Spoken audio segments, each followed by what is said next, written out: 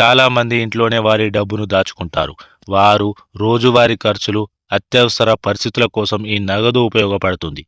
అయితే కొంతమంది పెద్ద మొత్తంలో డబ్బు ఇంట్లో దాచుకోవడం మొదలు పెడతారు. ఇది భద్రత, ఆరోగ్య పరిస్థితులు లేదా ఇతర కారణాల వల్ల జరిగి ఉండవచ్చు. కానీ పెద్ద మొత్తంలో డబ్బు ఇంట్లో ఉంచడం వలన జాగ్రత్తలు అవసరమవుతాయి. ముఖ్యంగా ఆదాయ పన్ను అంటే ఐటీ శాఖ తనిఖీలు చేసినప్పుడు పెద్ద మొత్తం నగదు దొరికితే చట్టపరమైన చర్యలు తీసుకోవడమే కాకుండా ఆ డబ్బు కోల్పోవడం కూడా జరుగుతుంది. ఈ క్రమంలో ఎంత మొత్తంలో నగదు ఇంట్లో ఉంచుకోవచ్చనే ప్రశ్న తలెత్తుతుంది. దీనికి ప్రత్యేకంగా పరిమితి లేదని చెప్పవచ్చు. ఆదాయ పన్ను శాఖ ఈ విషయంలో ఖచ్చితమైన నియమాలు లేదా పరిమితి ఇవ్వలేదు. అంటే మీరు ఏ రకమైన నగదునైనా ఇంట్లో ఉంచవచ్చు. కానీ ఎప్పుడైనా పన్ను శాఖ తనిఖీ నిర్వహిస్తే మీరు ఈ డబ్బును ఎక్కడి నుంచి తెచ్చారో స్పష్టమైన ఆధారాలు ఇవ్వాలి.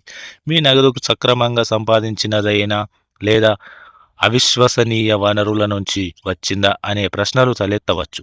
వ్యాపారస్తులు, రాజకీయ నాయకులు, ప్రముఖులు తమ ఇండ్లలో పెద్ద మొత్తంలో నగదు ఉంచుకొని అప్పటికప్పుడే చిక్కుల్లో పడిపోతూ ఉంటారు.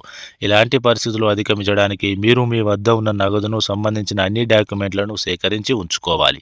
డబ్బు కోసం సరైన లెక్కలు చూపించకపోతే ఆదాయ పన్ను శాఖ ఆ డబ్బును స్వాధీనం చేసుకుంటుంది.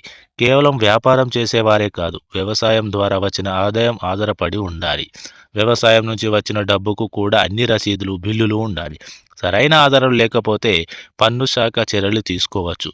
మీ ఇంట్లో ఆధారాలు ఉన్నంత వరకు ఎంత డబ్బు అయినా దాచుకోవచ్చు. చట్టపరంగా ఎలాంటి నిర్ణీత మొత్తం లేదు.